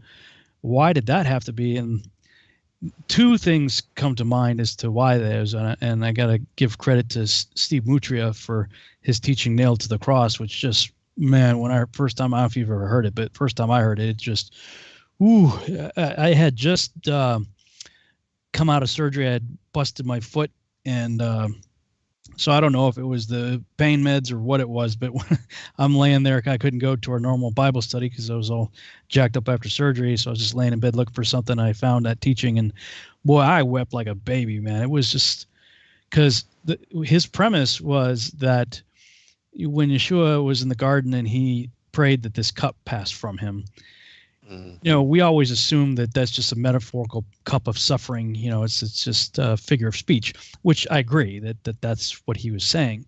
But Steve was pointing out that, he's taking on the sin of the adulterous bride. And when you read the Torah about if a husband suspects his wife has committed adultery, they had this ritual where they put this mixture of dirt and whatnot in this cup, and she has to drink it. And if she's innocent, nothing happens to her. Her husband's going to pay for it later, probably, when she's, what you put me through. Okay. But if she is, in fact, guilty, it says her abdomen shall swell and her thighs will waste away. And that's exactly what happens to somebody on the cross. They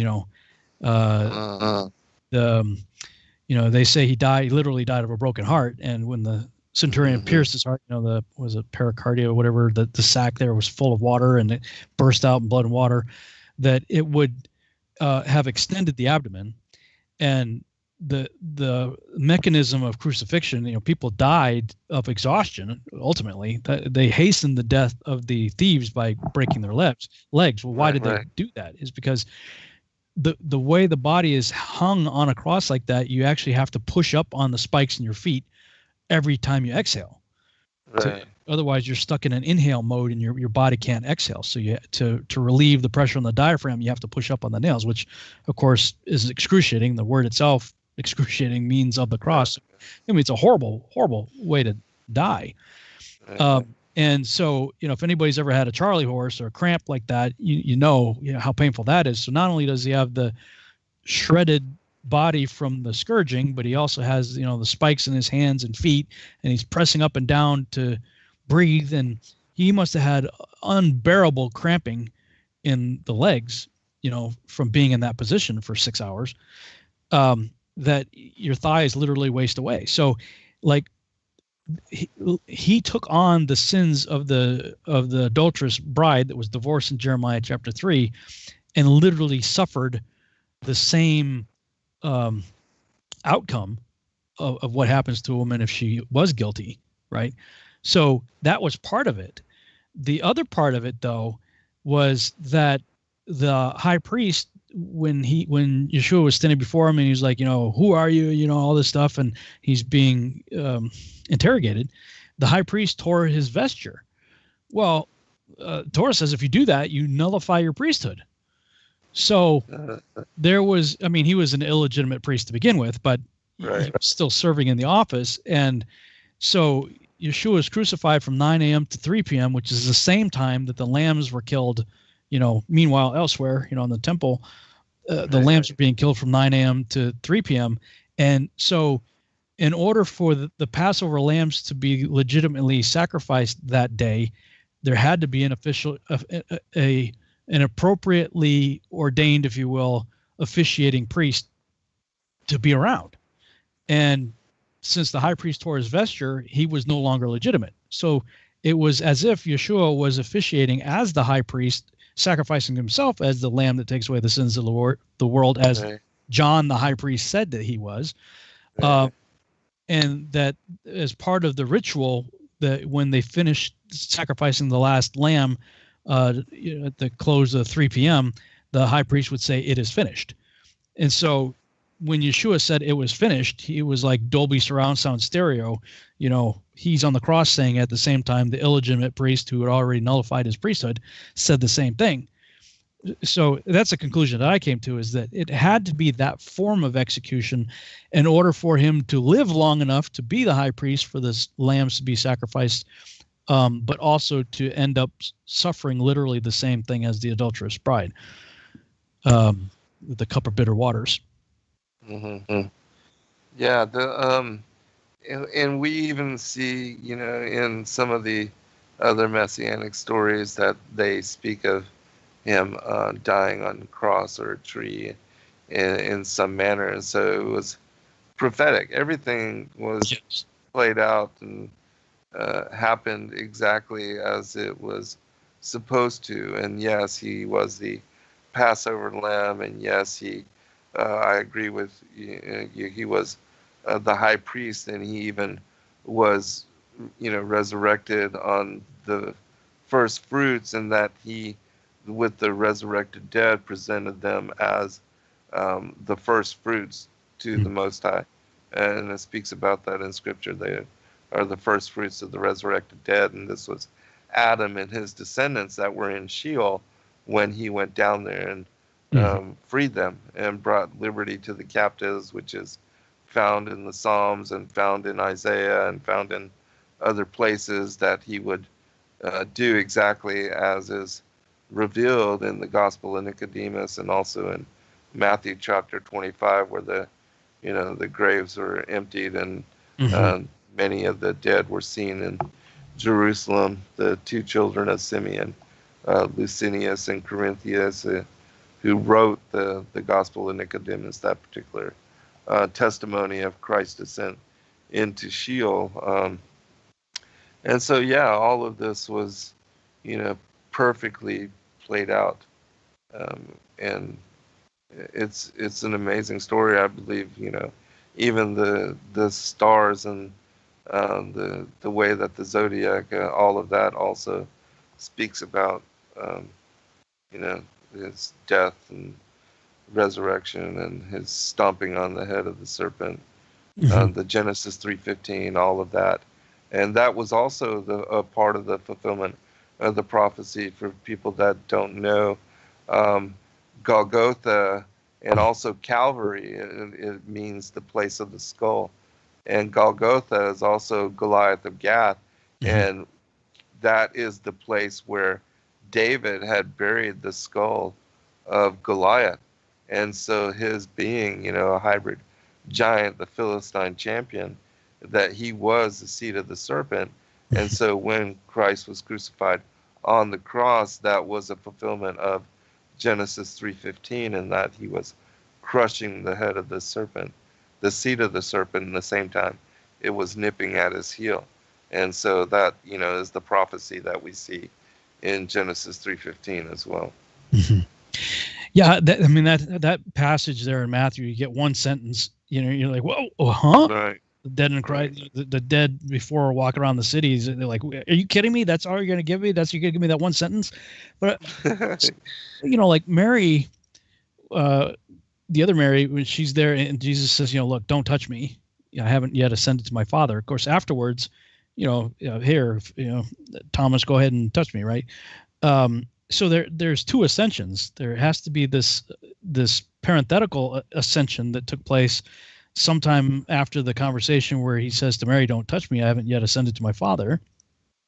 And then the ascension we have, 40 days or so later. Right.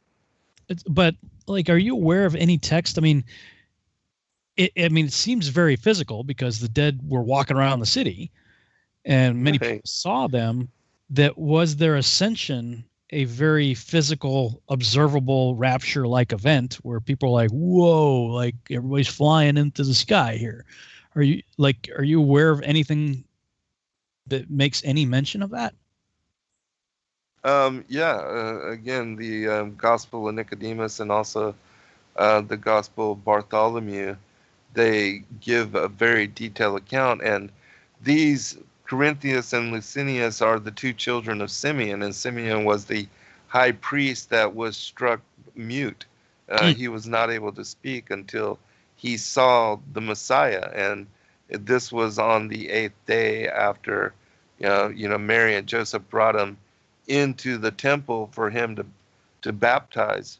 Mm-hmm. Well, not baptize, but to do the circumcision. Circumcision dedication. Yeah, and the circumcision. And then he was actually able to speak. But before them, he was praying in the Holy of Holies, and they were calling for him. He was unable to speak, and he was mute, and he could only, kind of with his hands that he had a vision. And so when also that he would pass away, and this was also fulfilled that shortly after he saw the Messiah, he said, "This is the Christ, the Messiah who comes to save Israel." And then he did all the dedication and everything. And then shortly after that, he passed away. And Zacharias, the father of John the Baptist, then becomes the high priest. And that he's the one that appoints, and is murdered by Herod for protecting his son, which he didn't know where John was. His mother had sent him out into the wilderness to protect him because, they were trying to kill him and to find him. And so all of that plays out in the infancy gospels as well. And they murder Zacharias in the Holy of Holies. So yeah, he would have been among those that were walking around, but do any of those texts talk about people actually flying up into the sky? No, not specifically, but it does speak about in the Gospel of Nicodemus that Christ took them back to paradise and that he gave them over to the Archangel Michael, who then baptized them in the Arturian lake. And then they were then allowed to enter into paradise, which is the city of Enoch, the temple of God. And before then, as they were about to enter into New Jerusalem, they then met the thief on the cross who told them the story of how he was with Christ, and he asked him to remember him, and he said, "This day you will be with me in paradise." And then he gave him the sign of the cross and told him to go to the angel and show him this, and then he will be given passage. But he was going to have to wait for Christ and Adam and all of his descendants to get there before he was allowed to go in. And so when Adam and his descendants come up, they see this, this vagabond, this thief, and he tells them the story, and they give glory to God, and then they enter into New Jerusalem, the city of God, and then they meet Enoch and Elijah.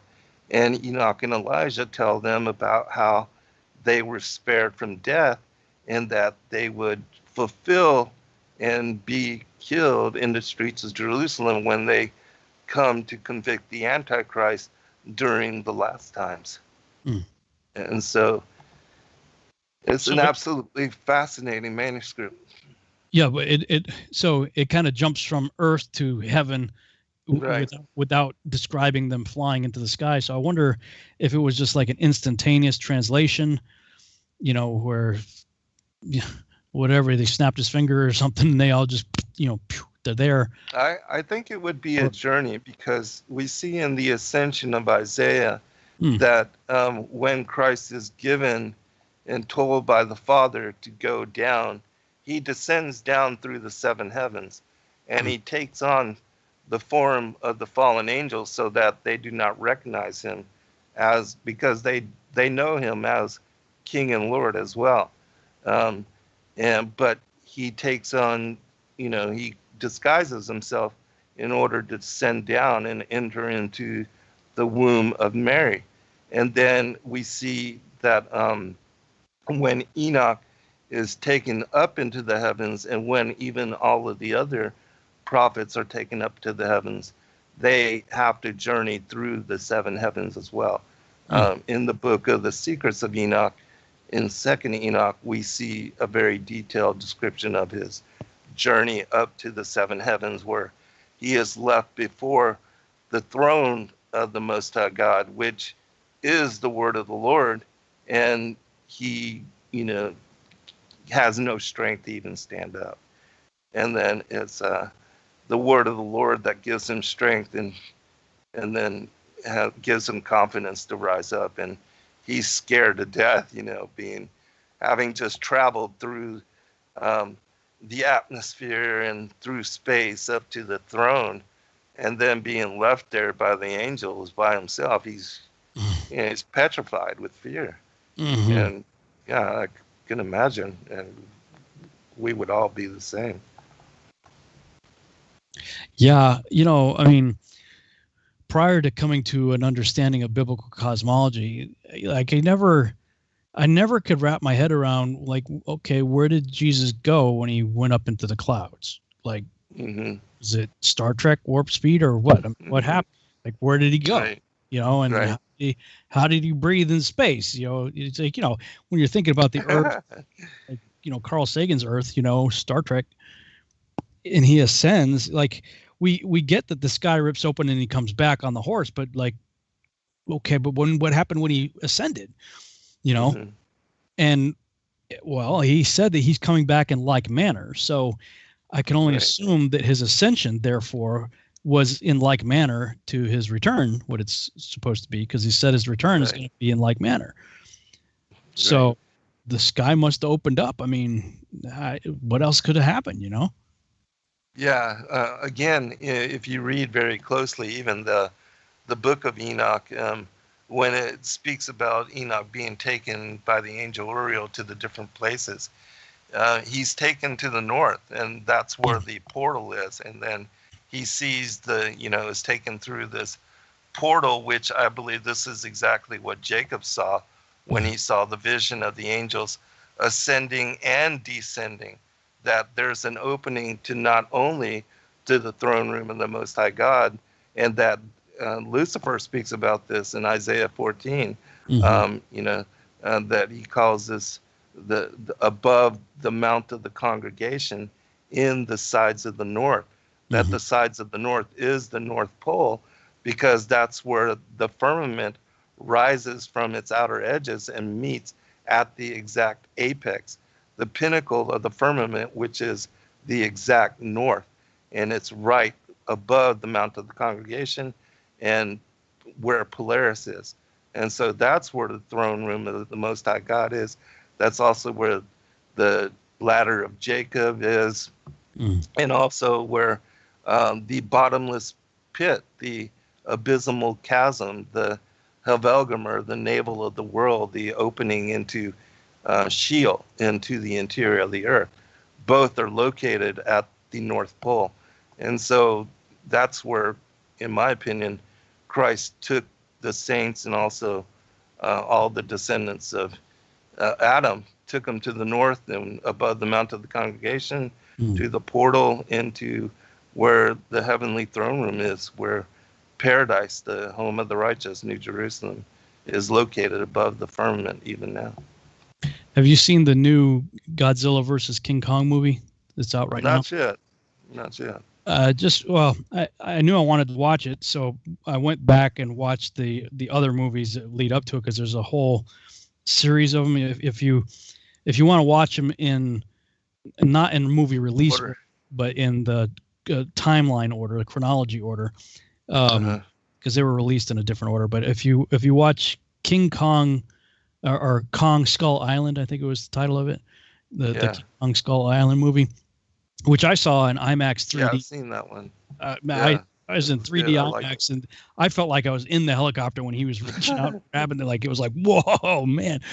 But so that one takes place like the end of the Vietnam War, so early 70s. So you watch that one first, and then watch the Godzilla 2014 movie, and then there was another Godzilla King of the Monsters 2019.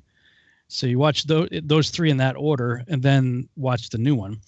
And okay, I'll make sure to do that. Through the previous ones, they were hinting at Hollow Earth, and I won't ruin it for you, but and they spent a lot of time inside Hollow Earth. Let me put it that way.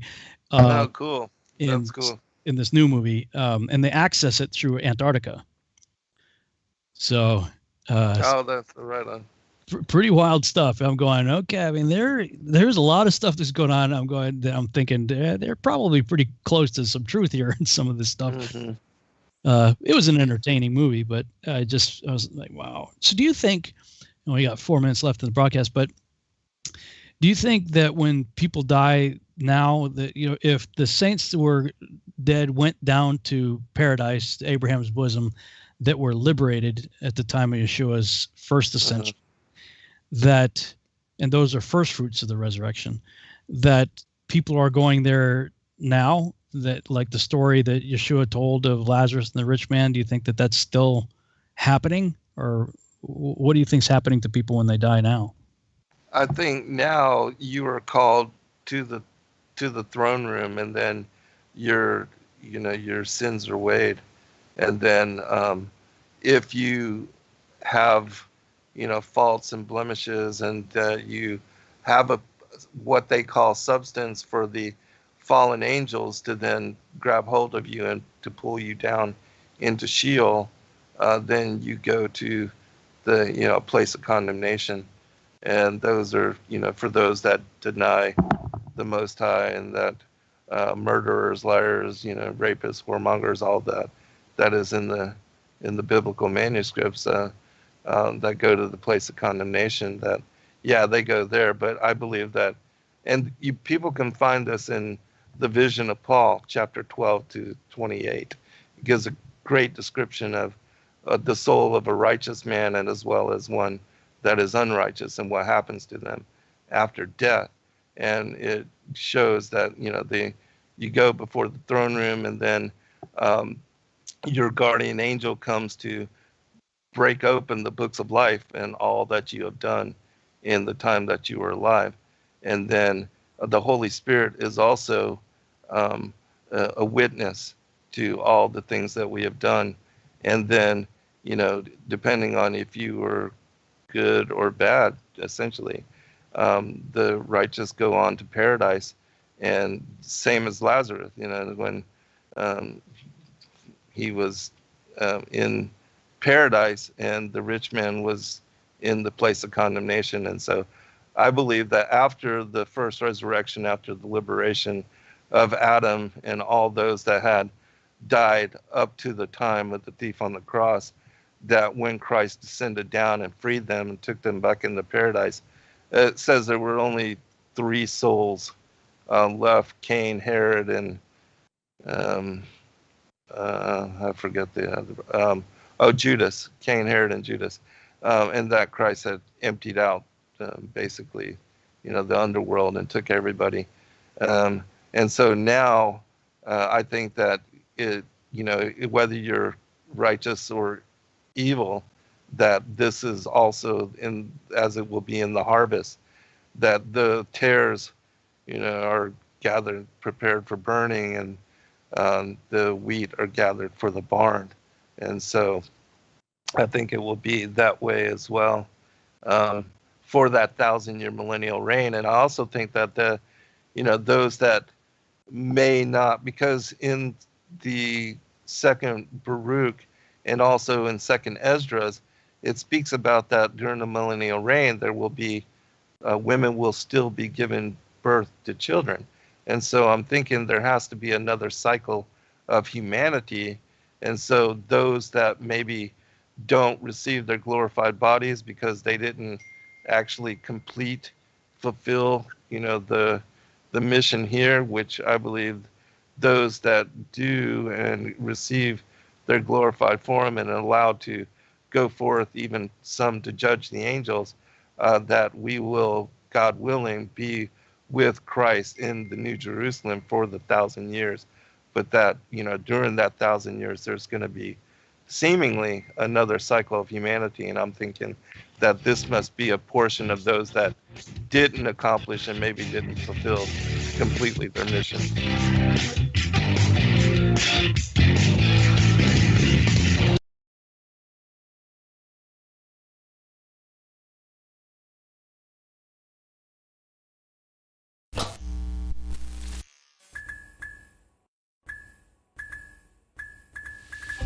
Thank you everybody for joining us for this video and this broadcast. We appreciate all of you and thank you for your patronage.